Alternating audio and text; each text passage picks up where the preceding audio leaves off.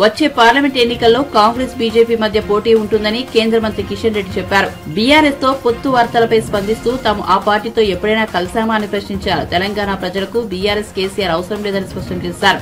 Majority MP సీట్లను గెలిచే దిశగా కార్యాచరణ సిద్దం చేసుకుంటున్నామని తెలిపారు. ఈరోజు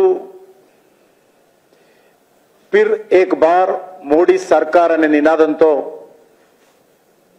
అధికారంలో రావడం కోసము ఎన్నికల్లో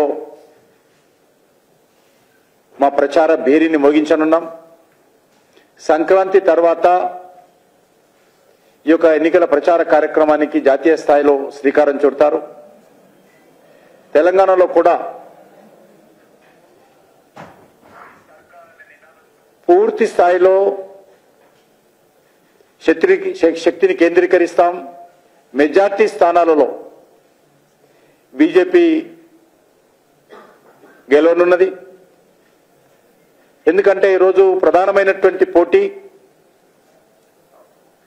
కాంగ్రెస్ కు భారతీయ జనతా పార్టీకి ఉంటుందని అంచనా వేస్తా ఉన్నాం. ఎందుకంటే వచ్చే పార్లమెంట్ ఎన్నికల్లో కానీ భవిష్యత్తు తెలంగాణ రాజకీయాల్లో కానీ టీఆర్ఎస్ పార్టీ ఇర్రెలెవెంట్ పార్టీ అవుతుంది. టీఆర్ఎస్ పార్టీ లేక బీఆర్ఎస్ పార్టీ కేసీఆర్ కుటుంబం యొక్క ఆవశ్యకత తెలంగాణకు అవసరం లేదు. కాబట్టి ఈరోజు ఉన్నటువంటి రాజకీయ పరిస్థితుల దృష్టిలో కాంగ్రెస్ పోటీ తోటే ప్రధానంగా ఉండేటువంటి అవకాశం ఉంటుందని మేము అంచనా వేస్తున్నాం. అయినప్పటికీ ఎక్కడ కూడా తక్కువ అంచనా వేయకుండా అన్ని రకాలుగా ఎన్నికల్లో గెలవాలనేటువంటి ఏకైక లక్ష్యంతో మేము ముందుకెళ్తాం. నరేంద్ర మోడీ గారు ఏదైతే మూడోసారి ప్రధానమంత్రి కాబోతున్నారో ఒక భారీ మెజార్టీతో బీజేపీ దేశ ప్రజల ఆశీస్సులతో మళ్ళీ అధికారంలో రాబోతుందో దాంట్లో కూడా తెలంగాణ మెజార్టీ ప్రజల మద్దతు కూడగట్టాలి. నరేంద్ర మోడీ గారు అధికారంలో రావడంలో తెలంగాణ ప్రజల యొక్క భాగస్వామ్యం కూడా పూర్తి స్థాయిలో ఉండాలనేటువంటి ఆలోచనతో ఈరోజు మా కార్యాచరణ ప్రణాళిక రూపొందించుకున్నాం. మాకు పూర్తి విశ్వాసం ఉంది. వస్తున్నటువంటి వివరాల సేకరణ ప్రకారము వార్తల ప్రకారము మెజార్టీ సీట్లు భారతీయ జనతా పార్టీ గెలుస్తాం. దానికి సంబంధించి అన్ని రకాలుగా మేము దృష్టి కేంద్రీకరించాలని చెప్పి నిర్ణయించడం జరిగింది.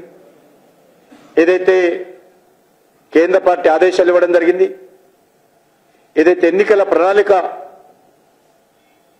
భారతీయ జనతా పార్టీ కేంద్ర కమిటీ ఏర్పాటు చేయడం జరిగింది. దానికి జిల్లా స్థాయిలో కూడా పార్లమెంట్ స్థాయిలో కూడా వివిధ వర్గాలతో సమావేశమై నరేంద్ర మోడీ గారి నాయకత్వంలో మూడోసారి అధికారంలో రాబోతున్నటువంటి ప్రభుత్వం యొక్క ఎజెండా ఏముండాలి, దానికి కావలసినటువంటి ఎన్నికల ప్రణాళిక ఏ రకంగా ఉండాలి అనేటువంటి నిర్ణయము మరి తీసుకొని దానిపైన పార్లమెంట్ సమావేశాలు పార్లమెంట్ యొక్క నియోజకవర్గాల వారిగా కూడా చర్చ జరపాలని చెప్పి కూడా నిర్ణయించడం జరిగింది. అంతేకాకుండా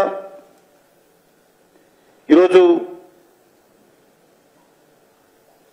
ముఖ్యంగా యంగ్ ఓటర్స్